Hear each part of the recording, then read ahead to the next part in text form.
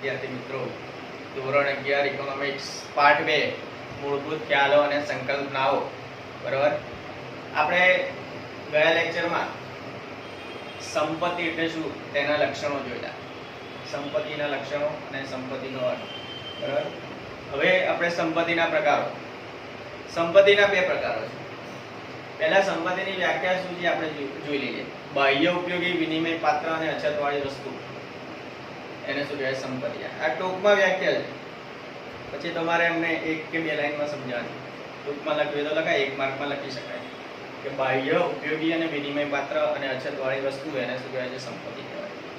બરાબર, લક્ષણો આપણે 5 લક્ષણો જોયેલા છે, બરાબર, ગયા લેક્ચરમાં. હવે આપણે આજે સંપત્તિના પ્રકારોની સમજૂતી મેળવીએ. પહેલો છે વ્યક્તિગત સંપત્તિ અને સામાજિક સંપત્તિ. બરાબર, વ્યક્તિગત સંપત્તિ કોને કહેવાય અને સામાજિક સંપત્તિ, એની ટૂંકમાં સમજૂતી આપી. જે સંપત્તિની માલિકી અને વપરાશ ખાનગી કે વ્યક્તિગત હોય તેને કઈ કહેવાય? વ્યક્તિગત સંપત્તિ. એકદમ સહેલું છે, તમે લખી શકો કે જે સંપત્તિની માલિકી વ્યક્તિગત કે ખાનગી હોય, બરાબર, એને શું કહેવાય છે? વ્યક્તિગત સંપત્તિ.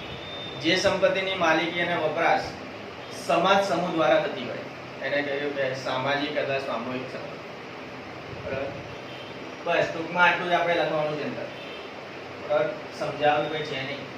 બરાબર, એ સામાજિક સંપત્તિ આપણે જોઈએ કે કોને કહેવાય. બરાબર, તો સંપત્તિની માલિકી અને વપરાશ સમાજ કે સમૂહ દ્વારા થતી હોય તેને નામ આપ્યું છે સામાજિક સંપત્તિ. બરાબર, પછી બીજો મુદ્દો કે છે રાષ્ટ્રીય સંપત્તિ અને આંતરરાષ્ટ્રીય સંપત્તિ. આ પણ આપણે આગળના ધોરણમાં ભણી ગયા છીએ. દેશની માલિકીની સંપત્તિ રાષ્ટ્રીય માલિકીની છે, બરાબર, દેશની નહીં. રાષ્ટ્રીય સંપત્તિ કોને કહેવાય? કે જે દેશની માલિકીની સંપત્તિ રાષ્ટ્રીય માલિકીની છે એને રાષ્ટ્રીય સંપત્તિ કહેવાય છે. દાખલા તરીકે રણ, જાહેર રસ્તાઓ, ઐતિહાસિક ઇમારતો એ આપણી રાષ્ટ્રીય સંપત્તિ છે. બીજા દેશને એને કશું લાગુ પડતું નથી, એ આપણા દેશની સંપત્તિ છે. બરાબર, એને રાષ્ટ્રીય સંપત્તિ કહેવાય. હવે જે દેશની માલિકી, હવે આપણે આગળ જોઈએ આંતરરાષ્ટ્રીય માલિકી. હવે આંતરરાષ્ટ્રીય માલિકી કોને કહેવાય? જે સંપત્તિની માલિકી કોઈ એક રાષ્ટ્રની નથી પરંતુ વિશ્વની છે તેને આંતરરાષ્ટ્રીય સંપત્તિ કહેવાય. આમાં દેશની માલિકીને કશું ના ચાલે, આખા વિશ્વની માલિકીની સંપત્તિ એટલે એને કહેવાય આંતરરાષ્ટ્રીય સંપત્તિ. કોઈ પણ દેશની હદ છોડ્યા પછીનો જે દરિયો આંતરરાષ્ટ્રીય સંપત્તિ કહેવાય. બરાબર, આપણે ભારત દેશ છે તો ભારત દેશનો જે આપણે દરિયો છોડીએ, સમુદ્ર વિસ્તાર, એટલે એની બોર્ડર કહીએ છીએ, સરહદ છોડીએ એટલે પછી એ બીજા દેશની માલિકી થઈ ગઈ. પછી આપણા દેશનું કશું ચાલે નહીં. બરાબર, હદ છોડી દીધી એટલે આપણું પતી ગયું, આપણી બોર્ડર અહીંયા સુધી જ સીમિત હતી. બરાબર, એ આંતરરાષ્ટ્રીય સંપત્તિ કહેવાય. બરાબર, આ બે મુદ્દા પ્રકારોમાં ધ્યાનમાં રાખવાના. બરાબર, હવે એના પછીનો મુદ્દો છે કલ્યાણ. બરાબર, આપણે આગળ જોયું સંપત્તિ અને કલ્યાણ. હવે આ બહુ પૂછાતું નથી પણ હવે ચોપડીમાં આપ્યું છે, આપણે થોડું જાણકારી મેળવી લઈએ. બરાબર, કલ્યાણ એટલે સારી સ્થિતિ, પરિસ્થિતિમાં સુધારો. બરાબર, આપણું કલ્યાણ થાય, આપણે એવું ઘણીવાર બોલીએ છીએ, સૌનું કલ્યાણ થાય. બરાબર, ભૌતિક જીવન ધોરણમાં સુધારો થતા પરિસ્થિતિનું જે નિર્માણ થાય, બરાબર, એને કલ્યાણ નામ આપ્યું છે. હવે કલ્યાણમાં જોઈએ કે અર્થશાસ્ત્રમાં કલ્યાણને બે રીતે વિચારે છે. બરાબર, એક વ્યક્તિગત કલ્યાણ અને એક સામૂહિક કલ્યાણ. બે રીતો, વ્યક્તિગત અને સામૂહિક. આપણે આગળ જોયા ને, આ જોયું ને, વ્યક્તિગત સંપત્તિ અને સામાજિક સંપત્તિ સેમ એના જેવું છે, બહુ ફેર નથી. પણ ખાલી સંપત્તિની જગ્યાએ શું આપી છે આપણને? કલ્યાણ આપે, બીજું કઈ છે નહીં. બરાબર, જ્યારે કલ્યાણની વાત કરીએ, સામૂહિક કલ્યાણનો વિચાર કરવાનો છે. કલ્યાણની આર્થિક પરિસ્થિતિમાં માપી શકાય એવા સુધારા સાથે ગુણાત્મક પરિવર્તનો સાથે શું સંબંધ છે. બરાબર, ખાલી આપણે બે રીતો જોઈએ કે વ્યક્તિગત કલ્યાણ. આપણે વ્યક્તિગત કલ્યાણ એટલે શું કે આપણે પોતાનું કલ્યાણ આપણે જાતે કરવાનું છે, અને સામૂહિક કલ્યાણ એટલે આપણે આખા સમાજનું કલ્યાણ કરવાનું, કોઈને મદદ કરવાની છે. બરાબર, એ સામૂહિક કલ્યાણ, સમૂહમાં બનીને કાર્ય કરવું. બરાબર, એને સામાજિક કલ્યાણ કહેવાય. બરાબર, કલ્યાણનો મોટો આધાર આવક વૃદ્ધિ કરતા આવકની યોગ્ય વહેંચણી પર રહેલો છે. મોટા ભાગનો આધાર કલ્યાણનો એમ કહેવાય કે આવકની વહેંચણી પર છે. બરાબર, આવકની વહેંચણી ધ્યાનમાં રાખવાની. આપણે કમાઈએ છીએ થોડું ગરીબોને આપણે દાન કરવું અને વેચવું, બરાબર, એ સામૂહિક કલ્યાણ. આપણે આપણા માટે તો કાર્ય કરીએ જ છીએ, બરાબર, પણ થોડુંક આપણે સામૂહિક સમાજ માટે પણ કાર્ય કરવું અને એને વેચવું, બરાબર, એની સાથે સંબંધ રહેલો છે, બરાબર. એ બધું બહુ પૂછાતું નથી, બરાબર, ખાલી એની ટૂંકમાં સમજૂતી ધ્યાનમાં રાખવાની. હવે ઉત્પાદનના સાધનો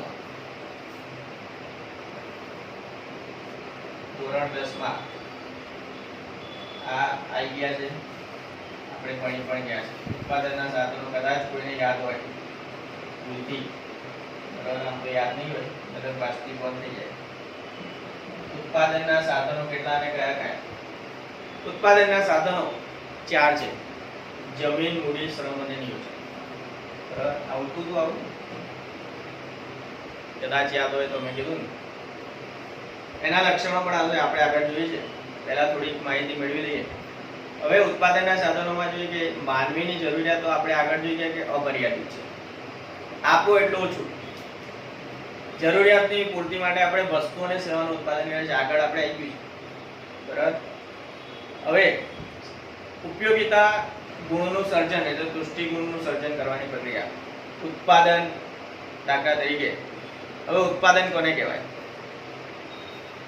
અહીંયા થોડું એક આગની વ્યાખ્યા છે. ઉત્પાદન એટલે શું? ઉપયોગિતાના ગુણનું સર્જન કરવાની પ્રક્રિયા.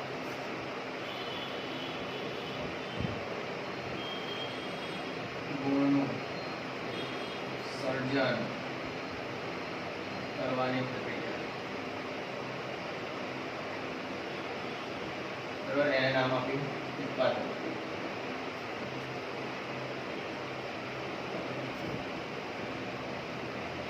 એટલે એને નામ આપ્યું ઉત્પાદન, બરાબર. હવે જોઈએ એક્ઝામ્પલ લઈએ કે લાકડાને ખુરશીના સ્વરૂપમાં બદલવાથી તેમાં ઉપયોગિતાનો ગુણ ઉમેરાય છે.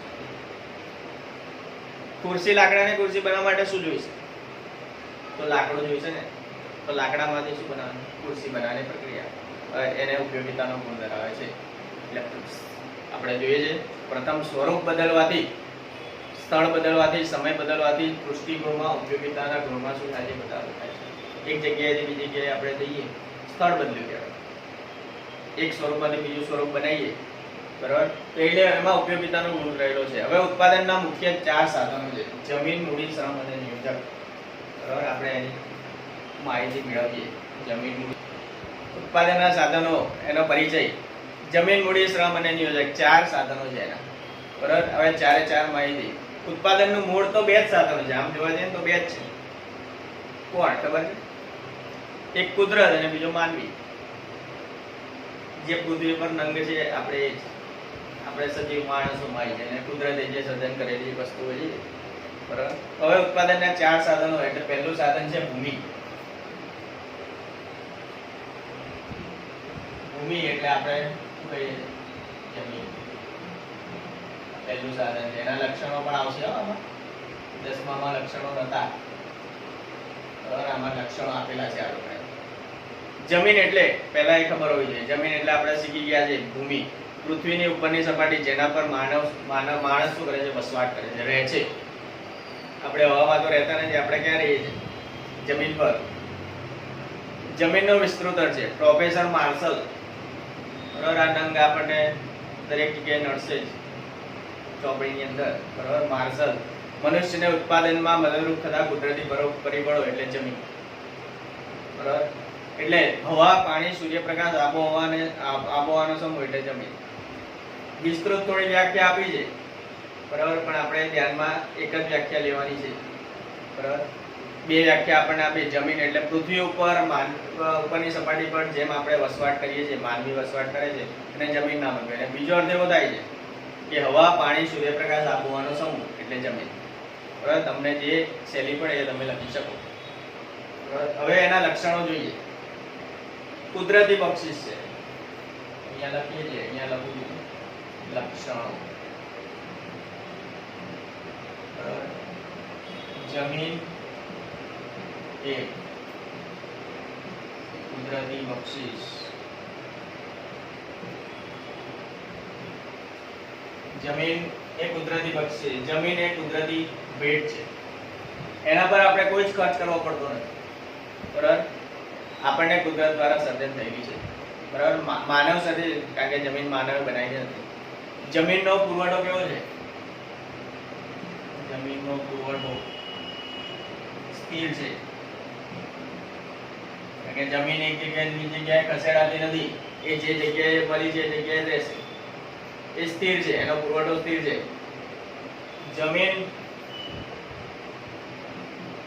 જમીન ભૌગોલિક રીતે એમ કહેવાય છે અગતિશીલ છે.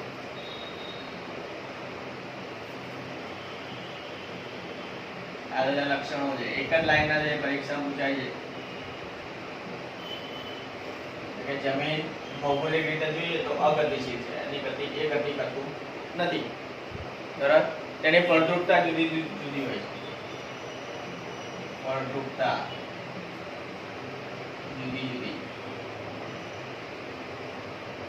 કારણ કે દરેક જગ્યાએ તમે જુઓ કે અલગ અલગ જમીન. આપણે ધોરણ 10 માં પાઠ 10 શીખી ગયા છે, બરાબર. ખેતીનો એમાં આવતું હતું ને, કાળી જમીન આવતી હતી, રણ પ્રકારની, પર્વતીય, પછી રેતાળ, આ બધી અલગ અલગ જમીન. અને ત્યાં અલગ અલગ શું છે પાકો થતા હતા, બરાબર. એ આપણે શીખી ગયા છે આગળ, એટલે બહુ આમાં ધ્યાનમાં રાખવું નહીં. ભૂમિને મળતા વર્તનને શું કહેવાય? ભાડું કહેવાય.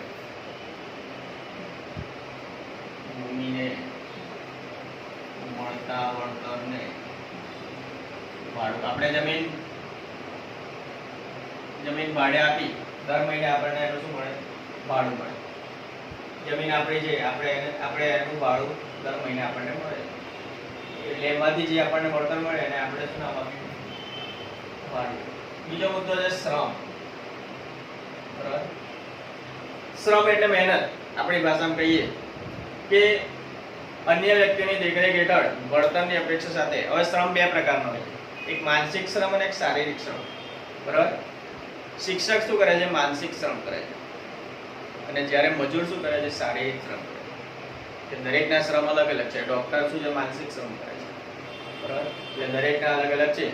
અન્ય વ્યક્તિની દેખરેખ હેઠળ વળતરની અપેક્ષાએ કરવામાં આવતું શારીરિક કે માનસિક કાર્ય એને શ્રમ કહેવાય છે. અને એ શ્રમ જે કરે એને શ્રમિક નામ આપ્યું છે, બરાબર. હવે આપણે એના લક્ષણો જોઈએ, બરાબર. વ્યાખ્યા તમારે ચોપડીથી તમે જે સહેલી પડે એ તમે લખી શકો, એવું નહીં કે આ લખવાની. હવે શ્રમના લક્ષણોમાં પહેલું છે, બરાબર, પૂછાય એવું બધા પૂછાય. આમાં 6 મુદ્દા છે. શ્રમ એ શ્રમિક, શ્રમ અવિભાજ્ય છે. શ્રમની વહેંચણી ના થાય, ભાઈ તું મારો શ્રમ લઈ લે, એવું નહીં. અવિભાજ્ય. શ્રમ એ અવિભાજ્ય છે, બરાબર.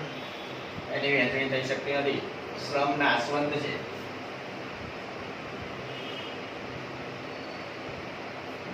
શ્રમ નાશવંત છે એટલે શું કહેવાય? કે એનો સંગ્રહ ના થાય. જે શ્રમ આપણે કરી નાખ્યો એ ફરીથી આપણને મળવાનો નથી, કે ગયો એ ગયો. સામાજિક માનસિક કારણો ગતિશીલતાને અસર કરે છે. સામાજિક માનસિક ગતિશીલતાને અસર કરે.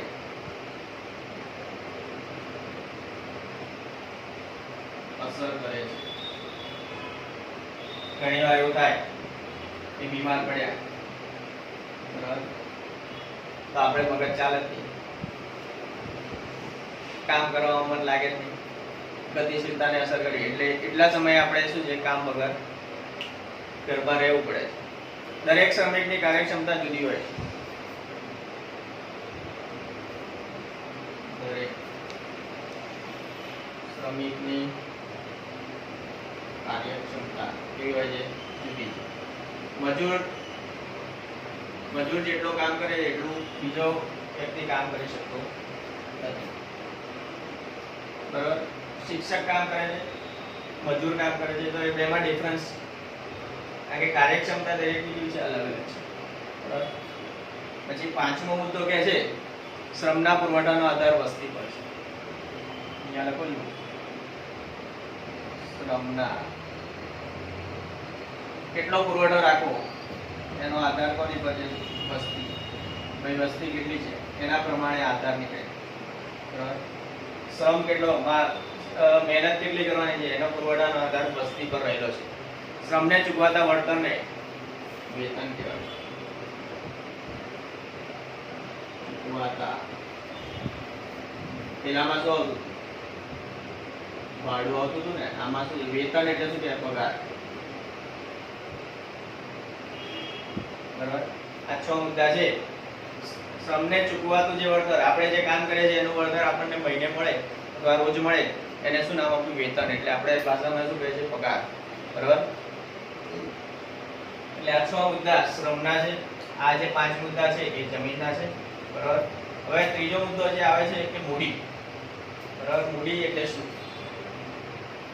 ત્રીજું સાધન છે મૂડી. મૂડી એટલે આપણને ખબર છે શું કહેવાય? નાણાં. આપણી ભાષામાં પૈસા કહીએ છીએ. ઉત્પાદન પ્રક્રિયામાં અગત્યનું આ હોય તો જ કાર્ય થાય એમ કહેવાય છે. શ્રમ અને જમીન એ કુદરતનું સર્જન છે. જ્યારે મૂડી, શ્રમ, જમીન તો શું છે? આપણે કુદરતી સર્જન છે. પણ મૂડી કોણે બનાવી છે? પૈસા કોણે બનાવે છે? માનવ સર્જિત છે.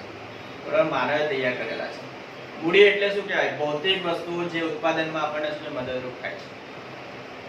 બરાબર. મૂડી અને સંપત્તિ વચ્ચે પણ ઘણા તફાવતો છે. બરાબર. એ આપણે ધ્યાનમાં લેવાના નથી. બરાબર. આપણે જોવાનું છે હવે ડાયરેક્ટ લક્ષણો જોઈએ. મૂડીના લક્ષણો. બરાબર. ઉત્પાદનનું માનવ સર્જિત સાધન. મૂડી કોણે? આપણે આગળ કીધું કે કોણે તૈયાર કરેલી? એમ કહેવાય કે ઉત્પાદનનું માનવ સર્જિત સાધન એટલે એને શું થાય? મૂડી. માનવીએ તૈયાર કરેલું છે. લક્ષણોમાં આપેલું છે સૌથી ગતિશીલ ઉત્પાદનનું સાધન. ગતિશીલ ઉત્પાદનનું સાધન.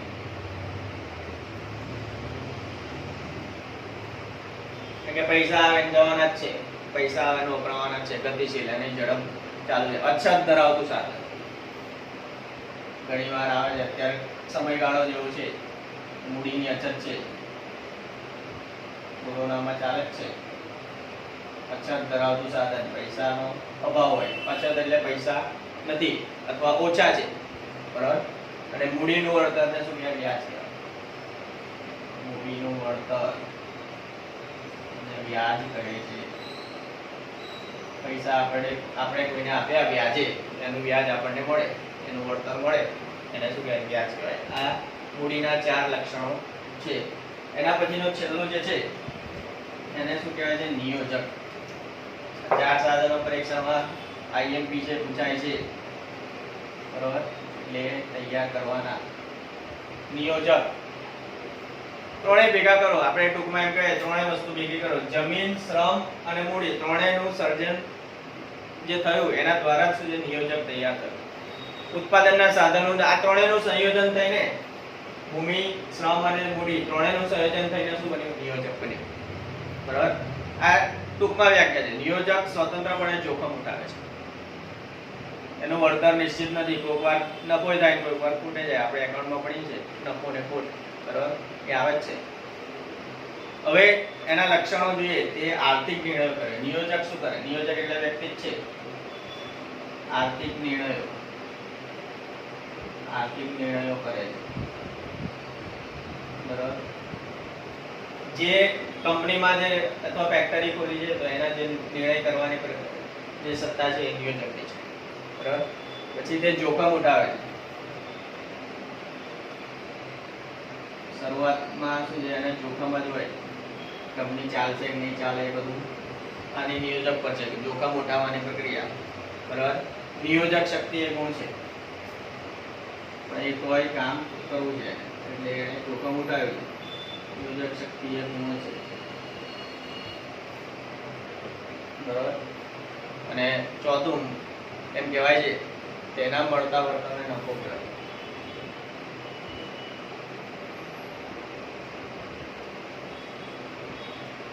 નફો કહે છે. ફરીથી જોઈએ. આર્થિક નિર્ણયો કોણ કરે? તો નિયોજક કરે. બરાબર. આર્થિક નિર્ણયો કોણ કરે? નિયોજક કરે. મોટા ભાગની જે કંપની એને પોતાનું બધું મૂડી પછી માણસો રાખ્યા, જમીન લીધી, બધો એ નિર્ણયો કરે છે કોણ? નિયોજક કરે છે. જોખમ કોણ ઉઠાવે છે? નિયોજક ઉઠાવે છે. બરાબર. એને પોતાનું બધું મૂડી ધંધામાં જ રોકી છે. બધા પૈસા એને શું ધંધામાં જ રોકેલા છે, એટલે એને એના માટે તો જોખમ જ થયું. બરાબર. નિયોજક શક્તિ એનો ગુણ છે. બરાબર. તેના મળતા વળતરને એ શું છે? નફો કહેવામાં આવે. પગાર બધું ચૂકવાતા એને જે રકમ વધે, બરાબર, એને જે વળતર મળે એ એનો નફો છે. બરાબર. કોઈ પણ નિયોજક હોય એ નફાને ધ્યાનમાં રાખીને જ કાર્ય કરે. એને વધારે નફો થાય એ પ્રમાણે જ કાર્ય થાય. બરાબર. તો આ એના શું હતા? લક્ષણો હતા, નિયોજકના લક્ષણો. બરાબર. તો આખો સવાલ તમારે પરીક્ષામાં પૂછાયો છે. ભૂમિ, શ્રમ, મૂડી અને નિયોજક. બરાબર. યાદ રાખવું હોય જમુશ્રની. બરાબર. જ એટલે જમીન, મૂળ એટલે મૂડી, શ્રમ એટલે શ્રમ અને નિ એટલે નિયોજક. બરાબર. આ ચાર મુદ્દા ધ્યાનમાં રાખો ને. બાકીનું હવે નેક્સ્ટ લેક્ચરમાં જોઈશું.